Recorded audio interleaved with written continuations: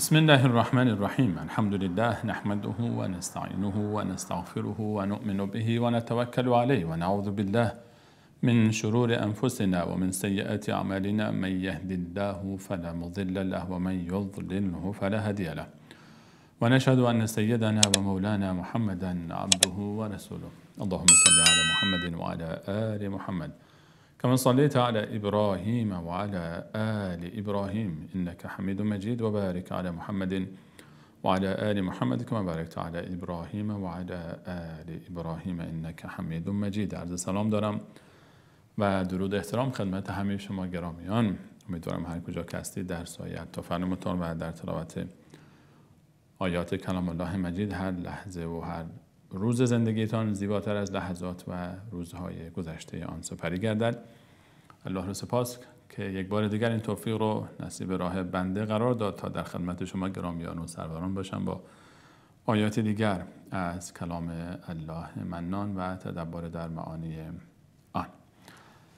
در ادامه بررسی آیات سوره مبارکه بقره در برنامه‌های گذشته تا آیه 123 رو پیش رفته بودیم و در این برنامه هم میاری الله متعال به همراه شما درباره آیه 124 صحبت خواهیم کرد. یک آیه رو نیت دارم در این برنامه به همراه شما سروران به تلاوت بگیریم و درباره معانی فراوان موجود در این آیه صحبت بکنیم. آیه‌ای که حرف برای گفتن زیاد دارد و سعی می‌کنیم که تا در این برنامه درباره معانی موجود در این آیه با شما سروران صحبتی داشته باشیم. الله متعال در آیه 124 سوره مبارکه البقره می‌فرماید که اعوذ بالله من الشیطان الرجیم بسم الله الرحمن الرحیم و اذ ابتلى ابراهیم ربه بکلمات و اذ ابتلى ابراهیم ربه بکلمات فاتمهن قال انی جاعلک للناس اماما قال ومن ذريتي قال لا ينال عهد الظالمين. در ادامه موضوعی که الله متعال حدود 80 آیه بیش از 80 آیه درباره بنی اسرائیل صحبت فرمود از آیه 40 یعنی متصل بعد از جریان آدم علیه السلام و آغاز آفرینش انسان روی زمین الله متعال صحبت مفصلی درباره بنی اسرائیل صحبت کرد. یهودیان و مسیحیان، کسانی که مدعی بودن هر کدامشان که فقط ما هستیم که پیرو حقیقی انبیای الهی هستیم و ما هستیم که فقط به جنت می رویم و ما هستیم که فقط ره یافته هستیم. الله متعال برای ما دلایل مختلفی رو ذکر کرد تا این ادعای باطل آنها را رد کند. نیازی نیست که من و شما دوباره این آیات رو تکرار بکنیم که چه بحث‌های مفصلی در این باره شد. چکیده و خلاصه کل آنچه که تا اینجا مطرح شد این بود که از اونجایی که یهودیان و مسیحیان تحریف کردن کتاب‌های آسمانی رو و حاضر نشدن، یهودیان حاضر نشدن به نبی بعدشان و کتاب بعدشان عیسی علیه السلام ایمان بیاورند و مسیحیان حاضر نشدن به نبی و کتاب بعدشان که قرآن و محمد مصطفی علیه السلام بود ایمان بیاورند، آنها از راه به در رفتن و کافر شدند. دلایل زیادی برای کفرشون ذکر و شرکشون را الله متعال مطرح کرد و قالوا اتخذ الله ولدا. برای الله متعال حتی شرک قائل شدن، از راه دعوت انبیا و بیراهی رفتن، به انحراف رفتن، بیراهی کشیده شدن و از بین این مواردی که ذکر شد دشمنی خود اونها با یکدیگر و فتواهای کفری که بر علیه یکدیگر دادن، همین اینها را الله متعال برای ما اشاره کرد که در جلسات گذشته به تفصیل درباره صحبت کردیم. حتی کشتن انبیای الهی، تکفیر انبیای الهی، سلیمان علیه السلام رو کافر می‌دانستند که هر کدام از اینا خودش دلیلی برای کفر بود. و در آیه 120 صراحتاً الله متعال خطاب به رسول الله علیه السلام فرمود هرگز یهودیان و مسیحیان از تو راضی نمی‌شوند تا وقتی که ملت آنها را، دین آنها، باور و آیین آنها، ملتهم با آنها نسبت داد ملت رو، هر دورم یک ملت نامید چون کفر ملت واحد هستند با وجود اینکه اعتقادات اونها با هم فرق می‌کنه. الله متعال فرمود یک ملتن چون کفر ملت واحد است و بعد به رسول الله علیه السلام خطاب در وهله اول به اون کل امت فرمود اگر پیرو راه آنها بشوید هیچ نجاتی نخواهید داشت. یعنی اینکه راه آنها راه انحراف است، کفر است، هدایت نیست. ان هدی الله هو الهدی، اسلام است که راه حقیقی است، نه آن چهره منسوخ شده ای از ادیان گذشته که پیش آنها مانده است. دین اسلام رو اینها به انحراف کشیدن. اون دین اسلامی که موسی آورد و عیسی آورد، اینها بر اون مسیر نماندن، بیرون رفتن، دین جدیدی درست کردن، دین دیگری درست کردن که نسبتی با آن اسلام جدید، آن اسلام عزیز و آن اسلامی که محمد مصطفی علیه السلام او رو دوباره احیا کرد ندارد. و الله متعال در ادامه برای ما موضوع رو برمیگرداند به قبل از نصارا و قبل از یهود و قبل از بنی اسرائیل اصلا، بلکه به جد آنها ابراهیم علیه السلام. از آنجایی که یهودیان و مسیحیان ادعا می‌کردند که بالاخره از نسل ابراهیم علیه السلام هستند و خود رو بنی اسرائیل می‌نامیدند. بنی اسرائیل یعنی فرزندان یعقوب، یعقوب فرزند اسحاق است، اسحاق فرزند ابراهیم علیه السلام، یعقوب نوه ابراهیم علیه السلام است. از اونجایی که یهودیان و مسیحیان خود را نسبت میدادند به ابراهیم علیه السلام و همچنین مشرکان مکه در آیات گذشته به اونها اشاره شده بود، آنها هم خود را نسبت میدادند به ابراهیم علیه السلام. ابراهیم علیه السلام نزد یهودیان، نزد مسیحیان و نزد مشرکان مکه هر سه از احترام برخوردار بود و هر سه خود را به او نسبت میدادند. مشرکان مکه به اسماعیل علیه السلام منتسب بودند و از نسل او بودند و یهودیان و مسیحیان به اسحاق فرزند دیگر ابراهیم علیه السلام و از نسل او بودند. الله متعال برای ما اینجا بعد از اینکه به تفصیل درباره یهودیان و مسیحیان صحبت کرد و اشاراتی به مشرکین مکه هم داشت، ادعای آنها رو الان درباره ابراهیم علیه السلام برای ما مطرح می‌فرماید و این موضوع رو مطرح می‌کنه که آیا اینها واقعا نسبتی با ابراهیم علیه السلام دارند؟ این ادعای نسبت داشتن درست هست یا نیست؟ در سوره مبارکه آل عمران اما می‌بینیم که الله تعالی اونجا باز این موضوع رو مطرح می‌کنه که ما کان ابراهیم یهودیا ولا نصرانیا ولکن کان حنیفا مسلما و ما کان من المشرکین. یهودیان خود را از ابراهیم می‌دانستند، پیرو ابراهیم، یهود مسیحیان پیرو ابراهیم و مشرکین مکه هم پیرو ابراهیم می‌دانست، چون کعبه را احترام می‌گذاشتند و بالاخره صفا و مروه داشتند و همه اینها، این سه دسته خود را به ابراهیم علیه السلام منتسب می‌دانستند. الله متعال برای ما الان داستان ابراهیم علیه السلام رو ذکر می‌کنه که خب آیا ادعای نسبت داشتن با ابراهیم توسط این سه دسته ادعای درستی است؟ آیا به مجرد اینکه اینها از نسل او هستند پس آیا حرف اینها درست است، در حالی که هر کدوم هر سه تا اینها در یک وادی جدا بودند؟ الله متعال برای ما از ابراهیم علیه السلام صحبت می‌کند و به تعبیر دیگر بعد از اینکه در خلافت آدم علیه السلام الله متعال برای ما یک نمونه‌ای که به انحراف کشید، یک نمونه نادرست رو ذکر کرد و کسانی که خود را یهودی و مسیحی می‌دانستند و درباره بدعات و خرافات آنها صحبت فرمود، الان برای ما یک الگوی ایمانی عظیم رو معرفی می‌فرماید و الگویی که قبل از اینها بودند. الله متعال برای ما برمیگردونه تاریخ رو قبل از مسیحیت و یهودیت و ابراهیم علیه السلام و داستان برای ابراهیم علیه السلام از اینجا شروع می شود که الله متعال مستقیم می رود سراغ مهمترین بخش زندگی ابراهیم علیه السلام. الله متعال می فرماید اعوذ بالله من الشیطان الرجیم و اذ ابتلی ابراهیم ربه، و آن هنگامی را بیاد آور ای مخاطب که ابتلا کرد، الله متعال آزمایش نمود ابراهیم را و ربه، ابتلا ابراهیم ربه اینجا فاعل است، ابراهیم مفعول، یعنی فاعل رب است چون ربه مرفوع است، ابراهیم منصوب است، اینجا فاعل مفعول مقدم بر فاعل است و حالا بخاطر این مقدم شده از لحاظ بلاغی تا شرف نسبت داشته شدن کلمه ابراهیم به ربش نسبت داده بشه، ربه.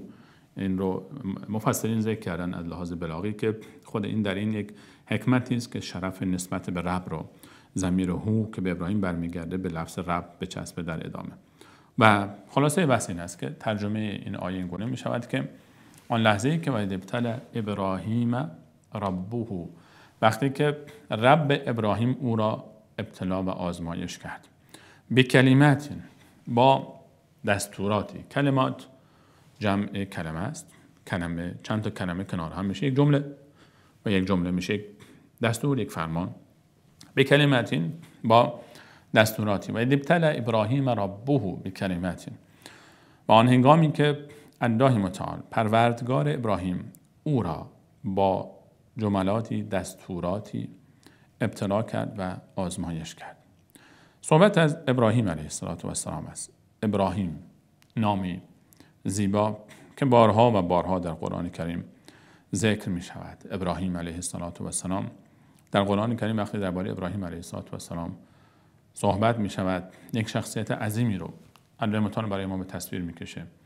شخصیتی که بعد از رسول الله صلی الله علیه و سلم محمد مصطفی علیه السلام که از نوادگان ایشان است و از نسل ایشان است، از فرزندش اسماعیل علیه السلام، ما پیامبر دیگری نمی بینیم که در این شأن و مقام باشد.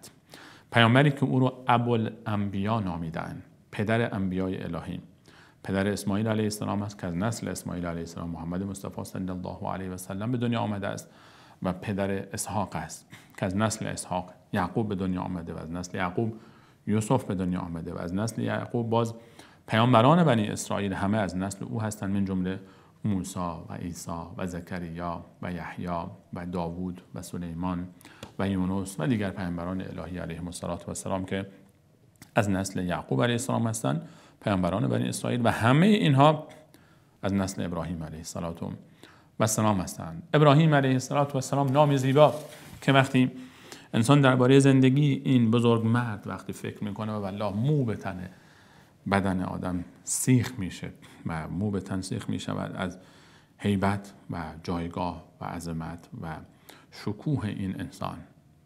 در قرآن کریم سوره‌ای به نام ابراهیم علیه السلام است. در قرآن کریم برای ما از فرزندان ابراهیم علیه السلام میگوید، از اسماعیل میگوید، از اسحاق میگوید. برای ما قرآن کریم از کعبه میگوید که ابراهیم علیه السلام او را تجدید بنا میکند. برای ما قرآن کریم از صفا و مروه میگوید ان الصفا والمروه من شعائر الله، از مقدسات الله متعال است، آنجایی که بانوی بزرگوار تاریخ توحید هاجر، همسر ابراهیم علیه السلام و مادر اسماعیل علیه السلام بین صفا و مروه میدوید و در خود این آیه به تفصیل درباره‌اش صحبت خواهیم کرد. بحث‌های بسیار زیبایی در اون موضوع داریم و الله متعال برای ما درباره اون لحظه‌ای میگوید که ابراهیم علیه السلام تبر به دست گرفته و وارد میشه به معبدی که میپرستیدن و بت‌ها رو میشکند. ابراهیم علیه السلام برای ما به تصویر میکشه که چگونه در سرزمین عراق، همون جایی که به دنیا آمد در عهد و زمانه نمرود آن پادشاه ظالم، چگونه در سن نوجوانی با وجود اینکه پدرش آذر کافر بود و بت تراش بود و از مقربان درگاه نمرود بود، میرود به مبارزه با این بت‌ها میرود و آنها رو میشکند. در سوره انبیا به تصویر میکشد برای ما آن صحنه زیبا را و چگونه بر علیه او همه جمع میشوند تا او را به آتش بکشند. چه آتش عظیمی برای او ایجاد میشود و در سن نوجوانی ابراهیم علیه السلام رو در منجنیق میگذارند و با آتش میاندازند. یکی از اون آزمایش‌های الهی که الله متعال اینجا اشاره می‌فرماید و اذ ابتلی ابراهیم ربه بکلمات فاتمهن، همان موضوع مبارزه با آن بت‌ها و به آتش افتادن است.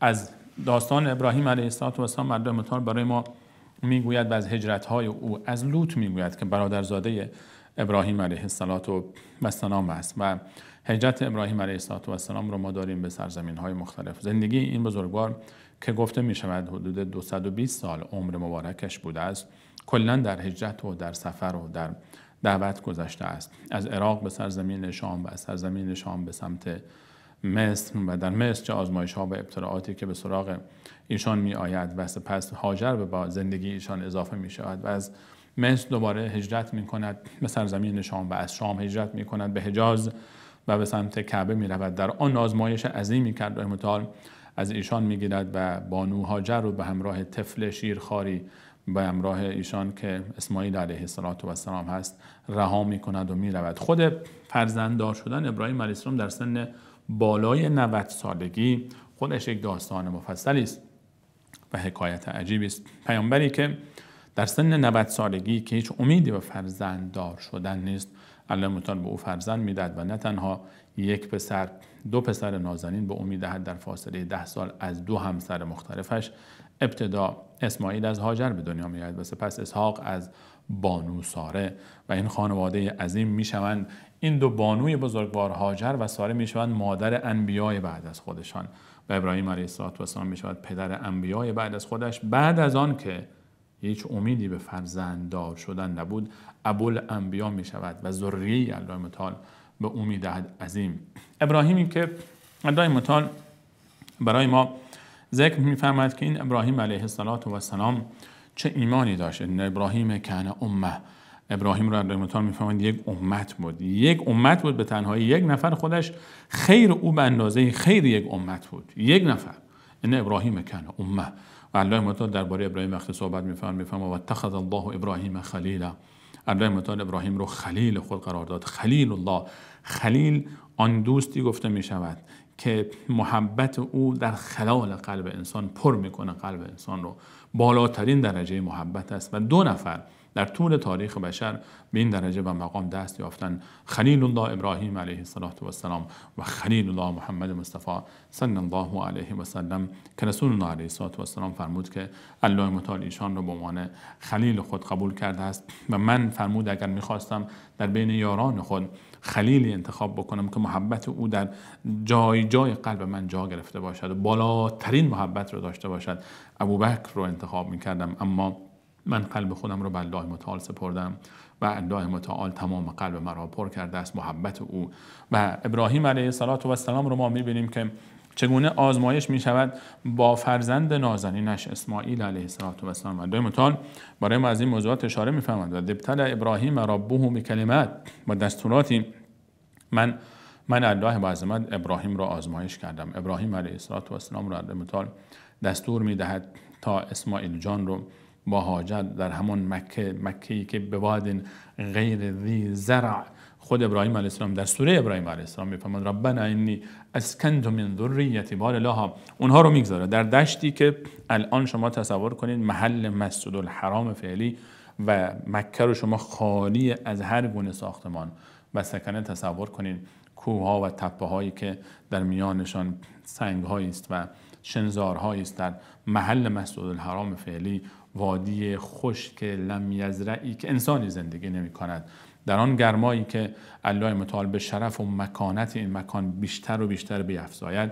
تا 50 بلکه 60 درجه حرارت میرسه گرما، در اونجا تنها میگذارد و میرود. درباره اسماعیل، درباره هاجر بحث برای صحبت زیاد است و ابراهیم علیه السلام چگونه دلش می آید که این فرزند رو اینجا میگذارد و طفل نازنین شیرخواری رو و می رود. آیا دل ابراهیم برای هاجر و اسماعیل تنگ نمی شود؟ آیا دل من و تو برای فرزندانمان تنگ می شود؟ و ابراهیم علیه السلام با آن قلب نازنینش مشتاق دیدار اسماعیل و هاجر نمی ماند، اما دستور الهی است باید بگذارد و برود و می رود. وقتی اون صحنه رو تصور می کنیم که چه صحنه است و چگونه مادر در فراق همسر وقتی می رود مطمئن میشه مادر که دستور الهی است، می نشیند بعد از چند روزی غذا و آب تمام میشه و مادر شیری برای فرزند نداره، فرزند گریه میکنه و مادر فریاد میکشه این طرف و آن طرف، دوان نمیتونه گریه فرزند رو تحمل بکنه. در بین صفا و مروه 7 بار میدود به این امید که شاید از روی صفا آن طرفتر رو ببینه کسی باشد تا کمک کنه یا آبی باشد، و یا به این امید که در روی مروه و پشت مروه، از روی مروه سرزمین پشت مروه رو ببینه، شاید آنجا نیروی، فردی، شخصی، آبی، چیزی پیدا بشود برای حل این مشکل و یک دفعه زمزم می جوشد. مسجد الحرام، صفا و مروه، طواف، مقام ابراهیم، زمزم، آن طرف عرفات، منا و مزدلفه، جمرات، همه اینها قدمگاه ابراهیم علیه السلام هست. حج از ابتدا تا انتها ابراهیم علیه السلام رو برای ما یادآوری میکنه. شما وقتی وارد مسجد الحرام میشید ابراهیم علیه السلام رو میبینید. قدم به قدم جای پای ابراهیم علیه السلام پا میگذارید. خانه کعبه رو وقتی میبینید، حجر الاسود رو وقتی میبینید، شما وقتی که دور کعبه طواف میکنید، شما وقتی که از آب زمزم می نوشید، شما وقتی روی صفا می روید، شما وقتی روی مروه می روید، شما وقتی موهای خود رو کوتاه می کنید، شما وقتی احرام می پوشید و به عرفات می روید، شما وقتی وارد منی میشید، شما وقتی وارد مزدلفه میشید، شما وقتی در روز عید قربان گوسفند خود رو میگذارید که قربانی بکنید، اون لحظه رو به یاد می آورید. کندوی متال و ابتلى ابراهیم ربه بکلمات، وقتی کندوی متال پروردگار ابراهیم علیه السلام را آزمایش میکنه با سربریدن اسماعیل نازنین نوجوانی که تازه عمری پیدا کرده، شیرین شده و دستیار پدر شده و خواب میبینه که او رو باید ذبح کند، قربانی کند و این آزمایش و ابتلای سخت و کارد رو میگیره. این رو اهل مطالعه برای ما توصیف میکنه که اون پسر چه پسری است اسماعیل علیه السلام، چه نازنین نیست وقتی که پدر به اون میگه که پدر جان من در خواب میبینم، به من وحی میشود انی اذبحک، من تو رو ذبح میکنم، نظر تو چیه پدر جان؟ میفهمد یا ابت فعل ما تؤمر، بابا جان آنچه به شما امر شده رو انجام بده، ستجدنی ان شاء الله من الصابرین. اگر اراده الهی باشد، الله متعال بخواهد، این ادب و این احترام رو نگاه کنید که حتی خودش رو، صبر رو به خودش نسبت نمیده، به الله متعال نسبت میده. اگر لطف الله شامل حال من شود، من رو از صابران خواهی یافت. اسماعیل در اون لحظه‌ای که به زمین افتاده و کارد بر گلوی او کشیده می شود و آسمان نظاره‌گر است و ملائکه می بینند که چگونه این ابراهیم علیه السلام، این پدر، فرزند خود را به دستور الله متعال قربانی می کند برای این امتحان و آزمایش سنگین. و الله متعال می فرماید که یا ابراهیم قد صدقت الرؤیا، کارد نمی بره در آخرین لحظه، چون آزمایش الهی تا اینجا کافی است. ابراهیم آزمایش خود رو به بهترین وجه ممکن پس میدهد، اون لحظه‌ای که قربانی می آید. اینها بخش‌هایی از این موضوع است. اگر بخوایم درباره این موضوع بخوایم صحبت بکنیم، تفصیل بحث فراوان است. لحظه به لحظه مراسم حج قدمگاه ابراهیم است. و اتخذوا من مقام ابراهیم مصلی، در آیه بعد می آید. در مقام ابراهیم نماز بگذارید. جای پای ابراهیم جان هنوز کنار کعبه است. بر روی سنگی که می ایستاد، اون سنگ بالا می رفت و کعبه رو تجدید بنا می کرد. ابراهیم علیه السلام رو ما می بینیم. الله متعال برای ما می گوید ابراهیم در کعبه است، ابراهیم در مسجد الحرام است، ابراهیم در بین صفا و مروه است، ابراهیم در عرفات است، ابراهیم در مزدلفه است، ابراهیم در منی است، ابراهیم در روز عید قربان است، ابراهیم در میان مسلمانان است. ابراهیم آنجایی که ابراهیم است قبله مسلمانان است. ابراهیم است که محمد صلی الله علیه و سلم از نسل او آمده است. محمدم از نسل ابراهیم است. ای یهودیان و مسیحیان، اگر شما ادعا میکنید از نسل ابراهیم هستید، محمد صلی الله علیه و سلم هم از نسل ابراهیم است. اگر شما ادعا میکنید که پیرو راه ابراهیم هستید، اون آزمایش ها، اون ابتلاعات، اون سختی ها رو ابراهیم انجام داده است. شما کدوم یکی از اونها رو حاضرید انجام بدید؟ ابراهیم بت شکن بت میشکسته، شما بت میپرستید، شخصیت میپرستید. ابراهیم علیه السلام کعبه رو تجدید بنا کرده، به اماکن عبادی احترام میگذارد، کعبه رو احترام میگذاره، مسجد الحرام رو احترام میگذاره، شما مساجد رو تخریب میکنید. ابراهیم علیه السلام، هر کسی که ادعا میکند ابراهیمی است باید به مسجد الحرام احترام بگذارد. هر کسی که ادعا میکند ابراهیمی است باید خانه کعبه را احترام بگذارد. هر کسی که ادعا میکند ابراهیمی است باید برود در مکه، باید وارد مسجد الحرام شود، باید طواف کند، باید نماز بخواند، بین صفا و مروه برود، در ایام حج برود به عرفات، مزدلفه و منی، باید حج بکند، باید نماز بخواند، باید به مانند ابراهیم علیه السلام لبیک اللهم لبیک لبیک لا شریک لک لبیک ان الحمد والنعمت لک والملک لا شریک لک. شرک رو از وجود خود بیرون بکنه، باید دست از شرک بردارد، باید به مانند ابراهیم علیه السلام با شرک مبارزه بکنه، نه اینکه مشرک بشود.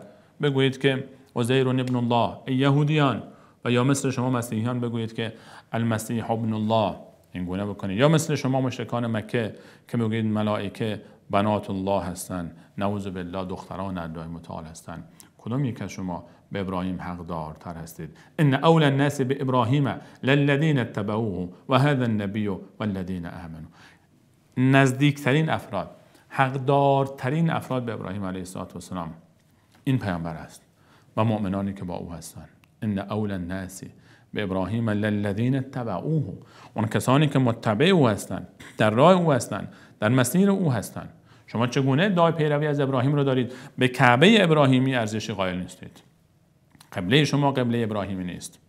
اگر شما واقعا پیرو ابراهیم علیه السلام هستید، هر کسی که ادعا می کند ابراهیمی است باید به حج و مراسم حج احترام بگذارد، باید به کعبه و مسجد الحرام احترام بگذارد، باید به صفا و مروه احترام بگذارد، باید به عرفات و منی و مزدلفه احترام بگذارد، باید به قربانی و روز قربان و عید قربان احترام بگذارد.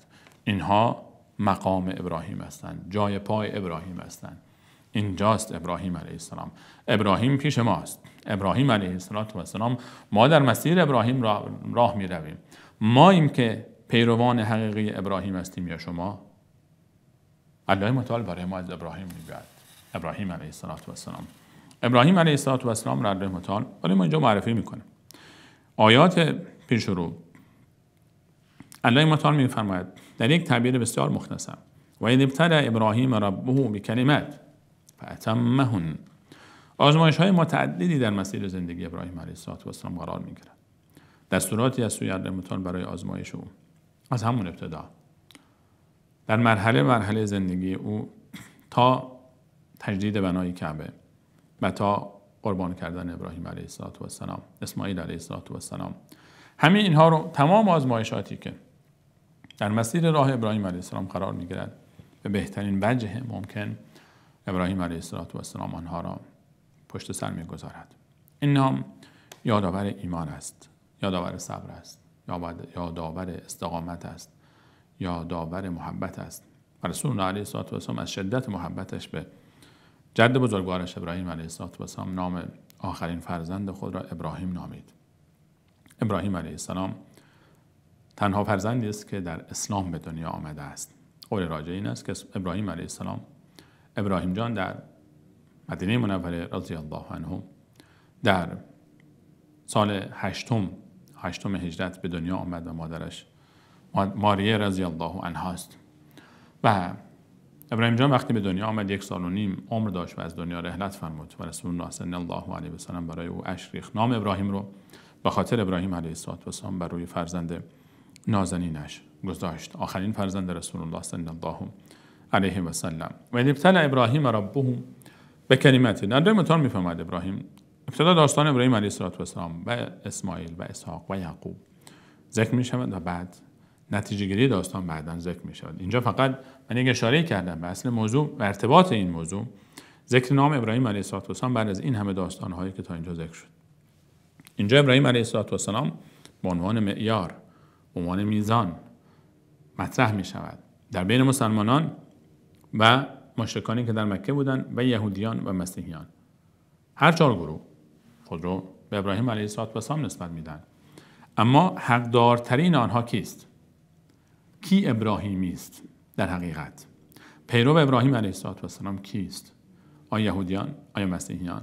آیا مشرکین که با رسول الله صلی الله علیه و سلم مبارزه میکردن، یا پیروان رسول علیه السلام؟ این آیات برای ما این موضوع رو مطرح میفرماید. اینجا آغاز صحبت است. و اذ ابتلى ابراهیم ربه بکلمات، در متون برای ما ابراهیم رو معرفی میفرماید و آنچه که انجام داده است. در متون میفرماید آزمایش‌های مختلفی در مسیر زندگی او قرار گرفت و همه رو به بهترین وجه ممکن انجام داد. بعد از اینکه این آزمایش‌ها رو انجام داد، در متون فرمود قال، پروردگار ابراهیم، اینجا قال برمیگرده به ربه، پروردگار ابراهیم فرمود که انی جاعلک للناس اماما، من تو را قرار میدهم در میان مردم پیشوا. امام یعنی پیشوا. امام خیلی ساده در زبان فارسی هم ما میگیم امام نماز، کسی که پیش می ایستد و مردم در نماز به او اقتدا میکنند. هر کاری او انجام میدهد بقیه انجام میدن. به رکوع میرود، به رکوع میروند. بلند میشود، بلند میشوند. به سجده میرود، سجده میروند. بلند میشود، بلند میشوند. رسول الله صلی الله علیه و سلم فرمود انما جعل الامام لیؤتم به. امام برای این قرار داده شده تا به او اقتدا گردد. امام یعنی کسی که به او اقتدا میشود، یعنی پیشوا، یعنی الگو، یعنی کسی که از او تبعیت میشود. ابراهیم علیه السلام الله متعال فرمود که تو امام توحید هستی، امامت دینی داری، در دین پیشوا قرار میگیری برای پیامبرانی که از نسل تو می آیند. هم ابوالانبیا است، هم امامی برای انبیایی که بعد از او می آیند تا تحمل بکنه این سختی ها را، مشکلات را، مصیبت ها را در دعوت از جد بزرگوارشان، از ابراهیم علیه السلام الگو برداری بکنن. ابراهیم علیه السلام امامی است برای موحدین در طول تاریخ. الله متعال فرمود انی جاعلک للناس اماما، من تو را ای ابراهیم امام قرار میدهم، الگو قرار میدهم، پیشوا قرار میدهم برای انی جاعلک للناس اماما، برای پیامبرانی که بعد از او میآیند، برای همه کسانی که بعد از او میآمدند تا روز قیامت. قال و من ذریتی، ابراهیم علیه السلام فرمود که پروردگارا از نسل من چی؟ دوست داره ابراهیم علیه السلام که این امامت در دین، پیشوای دینی، امامت دینی در بین نسل او هم کسانی باشند که قرار بگیرند. الان ابراهیم علیه السلام به فکر نسل خود هم هست و میخواهد از الله متعال که در نسل او هم این شرف و مکانت و جایگاه حفظ شود. الله متعال فرمود قال لا ینال عهدی الظالمین، نمیرسد عهد من، دست نمیابند به این عهد، یعنی به این عهد امامت در دین. الظالمین، کسانی که ظالمن، ظلم میکنن، ظالمان. ظالم در قرآن کریم شرک ظلم نامیده شده است. این الشرک لظلم عظیم. شرک، گناهان کبیره، هر کدوم از این گناهان یک ظلم هستند. انسان ظالم، انسان مشرک، انسان کافر، انسانی که قتل میکند، انسانی که دزدی میکند، انسان فاسق، حق امامت در دین را ندارد. ابراهیم علیه السلام از الله متعال میخواهد این شرف و مکانتی که بود داده شده در نسل او هم امامت دین باقی بماند. الله متعال میفرماید که در نسل تو آن کسانی که ظالم باشند آنها شامل حال امامت نخواهند شد. یعنی اینکه این وظیفه امامت دینی، پیشوایی دینی، الگو قرار گرفتن در مسائل دین به انسانهای ظالم داده نخواهد شد. ظالم پیشوا قرار نمیگیرد، الگو قرار نمیگیرد در مسائل دین. الله متعال به اون این توفیق رو نمیده که پیشوا و الگو باشد، چون ظالم چطور میتونه پیشوا باشه؟ دین مخالف با ظلم است، چه شرک چه انواع دیگر ظلم. دین با این چیزا مبارزه میکنه و یک ظلم چطور یک ظالم بیاید و پیشوا بشود در دین؟ امکان ندارد. ای ابراهیم جان، از نسل تو انسانهای صالح بله، اما انسانهای ظالمی که در نسل تو می آیند آنها پیشوای دینی نمی توانند باشند. خوب دقت بفرمایید. در همین آیه اول الله متعال ادعای زعامت دینی یهود و ادعای زعامت دینی نصارا را زیر سوال میبرد. در همین اولین آیه‌ای که از ابراهیم علیه السلام الله متعال سخن میگوید، یهودیان و مسیحیانی که خود را به بنی اسرائیل نسبت میدن و میگویند ما از بنی اسرائیل هستیم، اصلا از نسل بنی اسرائیل و از فرزندان ابراهیم علیه السلام احترام داشتن به ابراهیم علیه السلام. ابراهیم علیه السلام محترم است از یهود نزد مسیحیان، و میخاطر نام ابراهام رو شما زیاد میبینید بین مسیحیان و یهودیان. اینها خود را نسبت دار ابراهیم علیه السلام و حقدار او میدانستند. الله متعال میفهمد ابراهیم یک رهبر دینی بوده است، امامت و پیشوایی دینی داشت.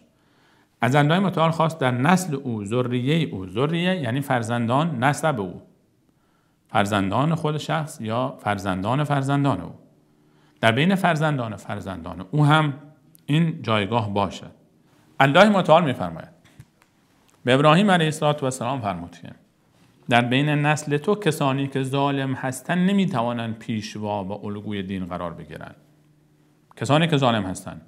و در آیات فراوانی که قبل از این از یهود و نصارا و از بنی اسرائیل ذکر شد، چقدر از ظلم بنی اسرائیل گفتند الله متعال برای ما، حتی کشتن انبیای الهی، از شرکشان، از کفرشان به انبیای الهی، از تدریسشان، از دشمنیشان با پیامبر جدید، از دشمنیشان با قرآن و از تحریفاتی که انجام دادن و از دروغ‌هایی که میگفتن، همه اینها ظلم است.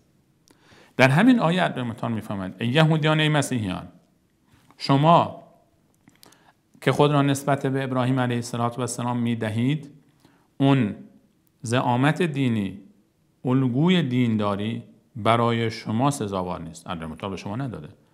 به ابراهیم علیه السلام گفت از نسل تو ظالمان امام و پیشوا در دین قرار نمیگیرند. و کی ظالمتر از یهود که پیامبران الهی رو کشتن؟ و کی ظالمتر از نصارا که گفتن و قالت النصارى المسیح ابن الله لقد كفر الذين قالوا ان الله هو المسيح ابن مریم. الله متعال میفهمد کافر شدن کسانی که گفتن الله مسیح ابن مریم خداست. لقد كفر الذين قالوا ان الله ثالث ثلاثه. کافر شدن کسانی که گفتن الله سه تاست، سه تا خدا داریم، الله است، روح القدس است و عیسی. سه تا خدا، آن عقیده سه خدایی تثلیثی که مسیحیت به آن باور دارد. در این آیه هم ادعای رهبری دینی یهود زیر سوال می رود، هم ادعای رهبری دینی مسیحیان زیر سوال می رود، هم ادعای رهبری دینی قریشیان زمان رسول علیه السلام که در کنار کعبه بودند و خود رو رهبر دینی جزیره العرب می دانستند در بین عرب ها، اون هم زیر سوال می رود. درست از نسل ابراهیم هستید، هر سه گروه، اما شما ظالمید، شرک دارید، فسق و فجور دارید، قتل انبیاء الهی و دشمنی با انبیاء الهی را هر سه گروه شما دارید.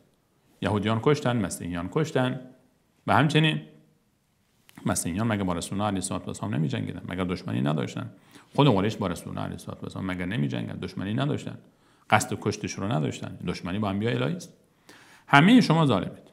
از شرک و انواع دیگر ظلم رو بگیرید. شما حق زعامت دینی ندارید. شما از نسل ابراهیم هستید، اما در مسیر ابراهیم نیستید. شما از مسیر خارج شدید. اینجا الله متعال میفرماید که هر سه گروه رو همین ابتدا در همین آیه اولی که ابراهیم علیه السلام رو برای ما معرفی میفرماید که اینها نمیتوانند ادعا بکنن که وارث رهبری دینی از ابراهیم علیه السلام هستند. چون از نسل ابراهیم علیه السلام هر کی ظالم بوده است، مرتکب ظلم شده، شرک شده و گناهان دیگر، نمیتواند امام باشد. الله متعال این درجه رو به او نمیدهد. درجه امامت در دین، پیشوایی در دین، الگو در دین بودن درجه نیست که بر کسی داده شود. یک نکته دیگر در این آیه، در آیه 124 سوره مبارکه بقره، و ابتلى ابراهیم ربه بکلمات فتمهن، وقتی ابراهیم علیه السلام آزمایش‌های الهی رو به نحو حسن انجام داد، الله متعال فرمود انی جاعلک للناس اماما، من تو را امام و الگو قرار میدم. علمای شیعه اهل تشیع از این کلمه امام در این آیه این گونه برداشت میکنن که ابراهیم علیه السلام ابتدا امام نبود، پیامبر بود، بعد امام شد. بعد از اینکه در این آزمایش‌ها موفق شد، یعنی درجه‌ای بالاتر از پیامبری پیدا کرد، شد امام. و بعد پس میگویند خب این ثابت میکنند که امامت درجه‌ای است بالاتر از نبوت، بالاتر از پیامبری. از اینجا با این استدلال نادرست که حالا دلایلش رو ذکر میکنم، اثبات میکنن اولا برای خودشون که امامت درجه‌ای است بالاتر از نبوت. بعد آنچه را که درباره ابراهیم علیه السلام آمده، خب نهایت آنچه که اینجا اثبات می شود اگر بپذیریم که امامت بالاتر از نبوت است، برای ابراهیم علیه السلام ثابت شد. اینجا برای ابراهیم علیه السلام میگویند خب امامت بالاتر از نبوت است، پس درجه امامت بالاتر است، چون اول نبی بود ابراهیم، بعداً امام شد. بعد این رو میبرن نسبت میدن به امامان اهل بیت، میگن خب چون امامت بالاتر از نبوت است، امامان ما اهل بیت از پیامبران الهی بالاترن.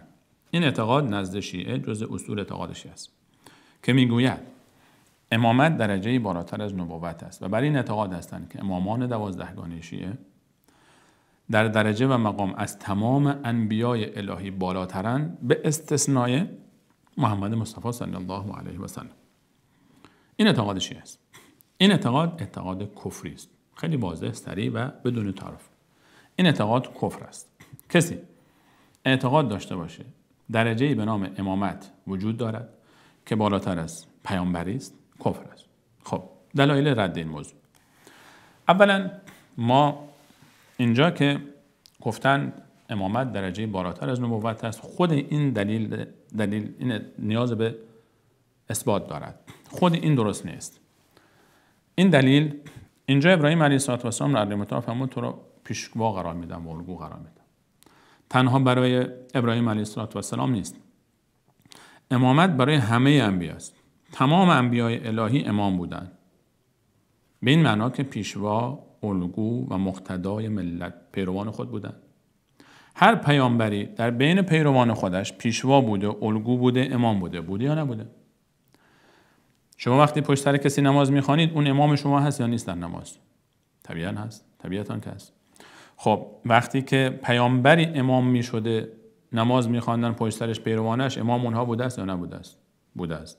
آیا امام فقط در نماز بوده، در زندگی دیگر امامشون نبوده؟ امام یعنی پیشوا، امام آنها بوده. دلیل در سوره مبارکه اسراء آیه 71 کنده متعال میفهمد روز قیامت یوم ندعو کل اناس بامامهم، آن روز هر کسی را من اردوه با عظمت، آن روز هر کسی را با پیامبرشان، با امامشان صدا میکنم. یوم ندعو کل اناس بامامهم، هر کسی رو میگم امام شما کجاست؟ خب پیامبران گذشته وقتی آمدن آیا پیامبر امام امت خود بوده است یا نبوده است؟ هر پیامبری امام است. امامت درجه بالاتر از نبوت نیست، از مستلزمات نبوت است. هر پیامبری امام است. هر پیامبری امام پیروان خود است، پیشوای آنهاست، الگوی آنهاست، مقتدای آنهاست. و این آیه 71 سوره مبارکه اسراء هم همین موضوع اشاره میکنه. یوم ندعو کل اناس بامامهم، روز قیامت هر کسی با پیامبرش میاد. برخی مفسرین گفتن به کتابهم، خب کتاب هم اگر بگیریم باز همون میشه. به کتابهم، خب کتاب آسمانی بر کی نازل میشه؟ بر پیامبر الهی. خب پیامبر الهی باز یک امام است دیگه. پیامبر با کتاب میآید. کتاب امام است. خب کتاب رو کی آورده؟ پیامبر آورده. باز امام میشود. امامت، پیامبران همه امامند. هر پیامبر امام است. وگرنه اگر اینطور حساب بکنیم، خب اینجا اگر کسی بگوید که برای ابراهیم علیه السلام امامت رو ثابت بکنیم، ثانیاً اینجا برای ابراهیم ثابت کردی، برای رسول علیه السلام شما از کدوم آیه استنباط میکنید؟ برای رسول علیه السلام کجا اثبات میکنید که رسول امام است؟ امام هست یا نیست؟ آیا در این شکی دارد کسی که رسول امام است؟ کسی شک نداره که رسول امام است. امام المرسلین است. رسول علیه السلام در شب معراج، ارواح انبیا در شب اسراء و معراج جمع شدند در بیت المقدس، امامت داد بر همه آنها. امام الانبیا لقب گرفته است رسول علیه السلام. رسول الله صلی الله علیه و سلم امام است. تمام پیامبران امام بودند. هر پیامبری امام بوده است. هر پیامبری امام بوده است. امام یعنی پیشوا، یعنی قدوه، یعنی الگو. و قرآن کریم میفهمد یوم ندعو کل اناس بامامهم. این یک موضوع. موضوع دوم، شیعه که میگوید امامت درجه بالاتر از نبوت است. اگر بپذیریم که امامت درجه بالاتر از نبوت است، این عقیده چرا کفری است؟ چون مخالف عقیده ختم نبوت است. قرآن کریم در آیه 40 سوره مبارکه احزاب میفرماید ما کان محمد ابا احد من رجالکم، محمد صلی الله علیه و سلم پدر هیچ کدام از فرزندان شما نیست، چون همه فرزندان رسول علیه السلام فوت کردند، پسرانشون فوت کردند، پدر هیچ کسی نیست. یعنی از نسل رسول علیه السلام که پسری داشته باشد.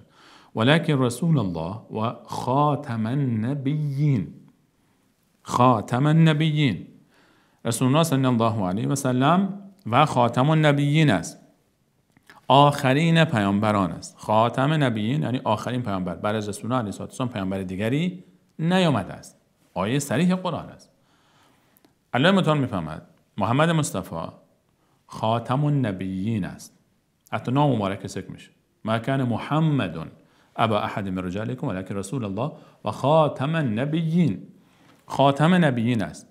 چطور می شود که رسول الله علیه السلام آخرین پیامبر باشد، پیامبران درجه پیامبری به اتمام رسیده باشه، دیگه پیامبری نیاید، اما کسانی بیایند که از پیامبران بالاترند؟ اگر بپذیریم که درجه امامت بالاتر از نبوت است، چطور نبوت تمام شده چیزی که از او بالاتر از تمام نمیشه؟ اگر امام بالاتر از نبی باشه و دیگر نبی نمیاد، به طریق اولا دیگه نباید امام بیاید.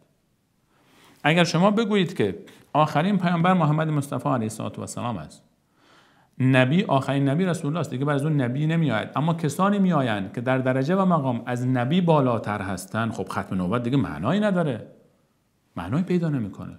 نبی واجب الاطاعت است، چون پیامبر است واجب الاطاعت است. اگر امام بالاتر از نبی باشه، خب امام هم واجب الاطاعت است، یعنی یک پیامبر جدید، یعنی امام پیامبران دیگری پشت سر او میآیند. ختم نبوت دیگه معنایی نداره.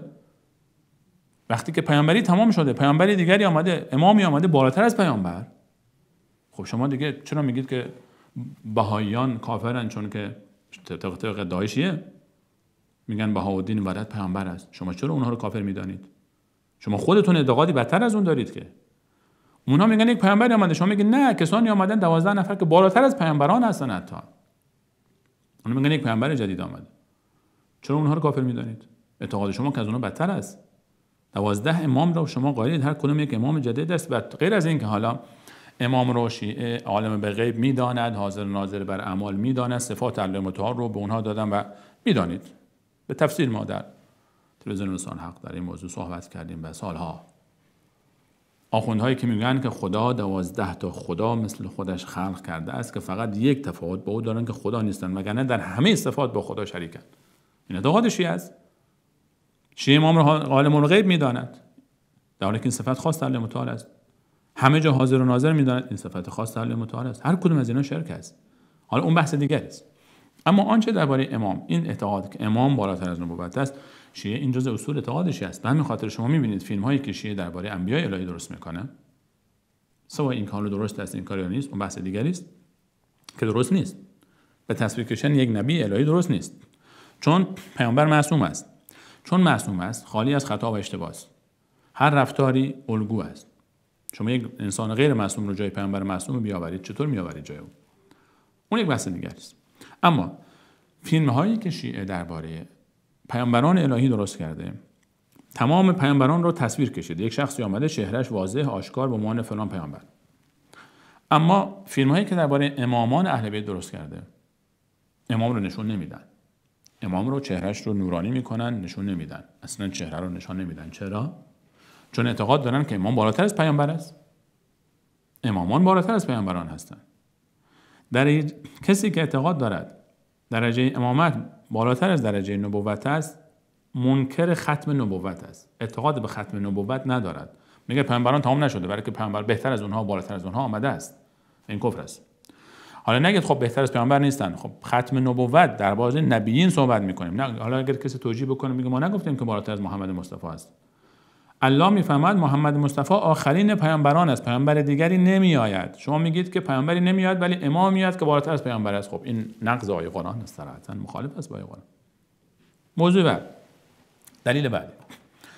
اولا در سوره مبارکه انعام آیه 83 به بعد الله متعال نام 18 تا نبی رو ذکر میکنه. 18 نبی در یک صفحه، در صفحه از قرآن منتهی، در یک صفحه 138 الله متعال برای ما 18 تا پیامبر پشت سر هم از آیه 83 بعد ذکر میکنه تا 86. در آیه 86 میفرماید و اسماعیل و الیسع و یونس و لوطا. این 4 نفر آخری که باقی مانده در این آیه میاد. و کلا فضلنا علی العالمین. و کلا همه این انبیا و دیگر انبیایی که نامهاشون نیامده، انبیا رو و کلا فضلنا، من الله با عظمت برتری دادم علی العالمین. آیه صریح قرآن است. هیچ کسی بالاتر از انبیا نیست. آیه صریح قرآن، آیه 86 سوره مبارکه الانعام. الله متعال میفرماید و کلا فضلنا علی العالمین. نام 18 تا پیامبر رو میآورد.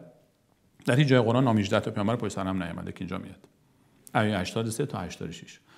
در پایان آیه 86 هم بعد از ذکر 4 پیامبر دیگری که از این لیست مانده در این آیه، و اسماعیل و الیسع و یونس و لوطا و کلا فضلنا علی العالمین. همه رو من الله با عظمت برتری دادم بر عالمیان. الله متعال صراحتاً میفرماید انبیا بر تمام جهانیان برتری دارند، از همه مخلوقات برترند. خب شما میگید که امامت بالاتر است. خب این کفر نیست؟ انکار آیه قرآن نیست؟ بالاتر هست یا نیست؟ غیر از این که شیعه ادعا میکنه که درجه امامت یک درجه وهبی است، کسبی نیست. یعنی چی؟ مثلا پیامبری، درجه پیامبر شدن اینطور نیست که من از خدا بخوام خدای منو پیامبر بکن، یا من با عبادت‌های خودم بتونم که پیامبر بشم. نه، این درجه نیست که کسی بتونه اون رو کسب کنه با فعل خود، با عمل خود. پیامبری یک درجه است وهبی. الله به هر کسی بخواد وهب میکنه، هدیه میکنه، میبخشه. الله اعلم حیث یجعل رسالته. الله بهتر میداند که رسالت خود را کجا بگذارد، به چه کسی بدهد. و میفرماید الله یصطفی من الملائکه رسلا و من الناس. الله انتخاب میکند از بین ملائکه عده‌ای رو به عنوان رسول و از بین انسان‌ها عده‌ای رو به عنوان رسول و پیامبر. انتخاب الهی است. درجه نبوت یک مقام وهبی است، هدیه الهی است، کسبی نیست، نمیشه کسبش کرد. خب امامت رو هم که شیعه ادعا میکنه امامت بالاتر از نبوت است، یک درجه وهبی است. این اعتقاد شیعه است که امامت یک درجه است که نمیشه کسبش کرد، الله به هر کسی بخواهد میدهد. خب این ادعای شما رو ما قبول کردیم. خب حالا بریم در قرآن کریم چه میگوید این ادعای شما رو. قرآن کریم در سوره مبارکه فرقان وقتی صفات عباد الرحمن رو ذکر میکنه، بندگان خاص الله رحمان، الله مهربان، برای ما در پایان و عباد الرحمن الذین یمشون علی الارض هونا و اذا خاطبهم الجاهلون قالوا سلام. ادامه آیه وقتی میرسند از آیه 63 به بعد، در یکی از صفات عباد الرحمن، بندگان خاص الله متعال میفهمند کسانی هستند که میگویند ربنا هب لنا من ازواجنا و ذریاتنا. بار الله به ما هب لنا، ببخش، عنایت فرما، من ازواجنا، از همسران ما، و ذریاتنا، از نسل ما، ذریه ما، قرة اعیان، خنکای چشم، فرزندانی بده، نوادگانی بده، نسلی بده که با مایه خنکی چشم ما باشد، افتخار کنیمش، آدم خوبی باشه. خلاصه بس. ادامه آیه چه میفهمد؟ و جعلنا، ربنا ما رو قرار بده، للمتقین اماما، برای متقیان امام قرار بده، ما را امامی قرار بده برای متقین. امام متقیان بشیم، امام آدمای عادی نه، متقین. هدی للمتقین در ابتدای قرآن میاد متقین، انسان‌های با تقوا، امام بگردان برای انسان‌های با تقوا. اگر درجه امامت یک مقام وهبی است از طرف الله متعال، چرا ما را امر کرده به اینکه از او بخواهیم ما را امام بکنه؟ پس معلوم شد که درجه امامت درجه وهبی نیست، اونقدر بزرگ نیست که شما ادعا میکنید مثل نبوت بالاتر از نبوت است. نه، امامت یک مفهوم عام دارد، الگو بودن، انسان شایسته‌ای بودن. و جعلنا للمتقین اماما. اگر امامت درجه وهبی است، چرا الله متعال به ما گفته از من بخواهید که من شما را امام بکنم؟ مگر کسبی هست؟ خواستن یعنی کسب، یعنی من بخواهم. آیا در جایی از قرآن کریم هست که بگیم خدایا ما را پیامبر قرار بده؟ آیا این دعا اصلا جایز است؟ میگم یا الله منو پیامبر قرار بده، در حالی که خدا میفرماید پیامبری تمام شد دیگه کسی پیامبر نمیشه. من بگم منو پیامبر قرار بده، الله متعال میفرماید پیامبر آخرین پیامبر محمد مصطفی علیه السلام است. من بگم نه یا الله منو پیامبر قرار بده، یعنی آخرین پیامبر اون نباشه، من کس دیگه ای باشم. اصلا جایز نیست این دعا. وقتی که دعا برای پیامبر شدن جایز نیست، دعا برای بالاتر از پیامبر شدن جایز است. قرآن میفهمد عباد الرحمن، بندگان خاص الله متعال میگویند بگوی ربنا هب لنا من ازواجنا و ذریاتنا قرة اعین واجعلنا للمتقین اماما. ما را امام و متقیان قرار بده، از الله بخواهید شما را امام قرار بده. اگر امامت درجه بالاتر از نبوت است، پس چطور میشود از او خواست؟ امکان نداره. به این معناست پس ببینید امامت مستلزم نبوت است. هر کسی که پیامبر بوده به صورت طبیعی و اتومات امام هم بوده است.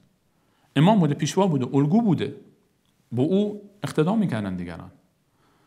و دلیل دیگر باز برای رد این ادعا که امامت بالاتر از نبوت است، از لحاظ لغوی هم در قرآن کریم وقتی نگاه میکنیم کلمه نبی برای کافر و مشرک استفاده نشده. هیچ وقت الله متعال نفرموده که پیامبر مثلا نبی مشرک، نبی کافر. نه، انبیا همه موحد بودن. پادشاه کافر ما داریم، مثلا پادشاه کافر، درسته؟ پادشاه کافر، پادشاه مشرک. اما آیا ما نبی کافر داریم؟ نبی که کافر هم بوده باشه؟ پیامبری کافر؟ نمیشه. پیامبر مشرک؟ نه. کلمه نبی برای انسان‌های بد استفاده نشده. برای هر جا که نبی هست یکی از اولیای خداست. نبی یکی از پیامبران الهی است. اما کلمه امام برای کافر استفاده شده. در سوره توبه الله متعال میفهمد و این نکثوا عهدهم بعد ایمانهم و طعنوا فی دینکم. اگر مشرکان عهد و پیمانی که با شما داشتن رو شکستن و در دین شما طعن وارد کردن، فقاتلوا ائمة الکفر، ائمه کفر، امامان کفر رو بکشید، بزنید با اونا. اگر اونا با شما حمله کردن و جنگ شد، بزنید شما. امام، فقاتلوا ائمة الکفر. ائمه، الله متعال مشرکان رو، سران مشرک رو امام کفر نامیده. امام، فقاتلوا ائمة الکفر، امامان کفر. کلمه امام برای کافر هم استفاده شده. کلمه امام از لحاظ لغوی حتی کلمه امام برای کافر استفاده شده. فرعون یک امام است برای کفار، نمرود یک امام است برای کفار، ابوجهل یک امام بوده برای کفار، ابولهب یک امام بوده برای کفار، پیشوا بوده، الگو بوده برای اونها. قرآن میفهمه فقاتلوا ائمة الکفر، ائمه جمع امام است، امام های کافر. کلمه امام برای کافر هم استفاده شده در قرآن. آیا کلمه پیامبر برای کافر استفاده، نبی برای کافر استفاده شده؟ کلمه رسول برای کافر استفاده شده؟ یک شخصی که کافر بوده باشه بو گفته شده باشه رسول؟ یک شخصی که کافر بوده باشه بو گفته شده باشه نبی؟ نه. دلایل فراوان است. انسان عاقل، انسان منصف همینقدر برای او کافی است که بداند این استنباط بسیار استنباط بیجایی است. چیزی به نام درجه امامت که بالاتر از نبوت باشد وجود ندارد. کسی به این اعتقاد باشد کافر است، چون کسی که اعتقاد دارد درجه امامت بالاتر از نبوت است و بعد این رو برای سروران ما از اهل بیت یک نقطه اشاره بکنه.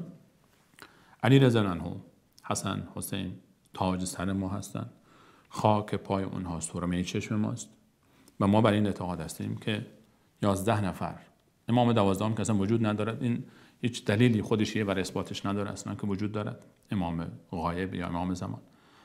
11 بزرگوار دیگر اهل سنت بودند و هیچ کدوم از این خرافاتی رو که به اونها نسبت داده میشه قبول نداشتن. خودشون هم همچین اعتقادی درباره خود نداشتن. اینا دروغ نیست که دروغ‌هایی است که گده از آخوندهای شیعه به نام آنها درست کردن تا امام غایبی درست بکنن و خود رو ولی فقیه بنامن، نایب او بنامن و مردم رو، مالشون رو، جانشون رو، ناموسشون رو به نام آنها تاراج کنن و بدزدن. این چیزا وجود ندارد. همچین چیزی وجود ندارد. این بزرگواران تاج سر ما هستند. اما حتی اگر کسی همچین اعتقادی رو درباره ابوبکر و عمر هم داشته باشه ما رد میکنه. این به معنی نیست که خدای نکنه ما این بزرگواران رو دوست نداریم، خاک پای اونها سرمه چشم ماست. اما قلوب ما عیسی علیه السلام رو خاک پای او سرمه چشم ماست و قبول نداریم فرزند الله است. قبول نمیکنیم این رو. درباره ابوبکر و عمر هم اگر کسی همچین باوری داشته باشه که ابوبکر و عمر امامی هستن بالاتر از پیامبران الهی، ما این رو کفر میدانیم. بحث اشخاص نیست. خدای نکرده ما اهل بیت از ما اهل سنت هستند، در رأس اهل بیت همسران رسول هستند. مسئله این است که این باور و این برداشت امام بالاتر از نبوت خلاف قرآن است. و از این آیه اولا اینجا عجیب‌تر چی است؟ اونها میگن خب ابراهیم پیامبر نبود امام شد. خب این دلیل این آیه نهایتاً طبق ادعای شما نهایتاً امامت ابراهیم علیه السلام رو ثابت میکنه. خب که چی؟ شما امامت علی رضی الله عنه با اون تعبیری که شما دارید بالاتر از نبوت، اون رو از کجا ثابت میکنید؟ کدوم آیه قرآن گفته که علی امام است بالاتر از پیامبر؟ کدوم حدیث صحیح وجود دارد؟ هیچ دلیلی شما از قرآن و یا حدیث حتی روایات صحیح نزد خودتان ندارید. ایشی عیان برای اثبات عقیده امامت نزد شما و عقیده امامت نزد شما از اصول اعتقاد شماست و این وجه اختلاف اصلی بین ما و شماست. بحث امامت در دین که شما امام رو بالاتر از پیامبر میدانید، او رو واجب الاطاعت و معصوم میشمارید و بعد همینطور به خودتون نسبت میدید. پیامبران جدیدی در دین درست میکنید. بعد بهاییان رو کافر میدانید که چون پیامبر جدید رو اعتقاد دارن. خودتون چی؟ شما بالاتر از پیامبران رو اعتقاد دارید که. امیدوارم که عزیزانی که شیعه هستن از این تعبیر ناراحت نشده باشن و والله ما خیرخواه شما هستیم. برادران و خواهران شیعه رو ما دوست داریم و آنها رو، عوام شیعه رو ما کافر نمیدانیم، مشرک نمیپنداریم، چون نمیدانند. والله من میدانم، من بزرگ شدم با این عزیزان، با اونها درس خواندیم، در تهران زندگی کردیم، با اونها میشناسم اونها رو. نمیدانند. بسیاری از اونها حقایق دین رو آخوندهای شیعه، معممین شیعه به آنها نگفتند. ای عزیزانی که صدای من رو میشنوید، این آیات قرآن است. این اعتقاد مخالف آیات قرآن است. آن چیزی که من به شما گفتم ببینید آیا در قرآن وجود ندارد؟ آن چه استدلال هایی که من کردم، این اعتقاد کفری است. این خلاف رسالت انبیاء الهی است. اعتقاد به این که امام بالاتر از نبی است رد عقیده ختم نبوت است و اعتقاد به پیامبران جدید در دین است. این عزیزان نور چشم ما هستند و خاک پای آنها سرمه چشمان ماست، اما غلو در شأن آنها رو نمیپذیریم، همونطور که غلو در شأن هیچ کدوم از صحابه رسول الله نمیپذیریم. اگر کسی درباره 12 نفر از غیر از اهل بیت ابوبکر و عمر و عثمان و طلحه و زبیر این اعتقاد رو داشته باشه، ما میگیم کفر است. این برای ما افراد مهم نیستن، باور و اعتقاد مهم است. و همینقدر اکتفا میکنیم تا دیدار دیگر که انشاءالله آیات دیگری رو به همراه شما به تلاوت خواهیم گرفت درباره ابراهیم علیه السلام و الله متعال برای ما جایگاه ابراهیم علیه السلام رو مطرح می‌فرماید و اینکه ابراهیم علیه السلام به کدام گروه نسبت دارد. کسانی که خود را منتسب به ابراهیم علیه السلام می‌دانند پیروان حقیقی او و متبعین واقعی او چه کسانی هستند. تا دیدار دیگر هم شما سواران به الله متعال می‌سپارم. الله یار و نگهدارتان باد و ما را از دعای خیرتون فراموش نفرمایید.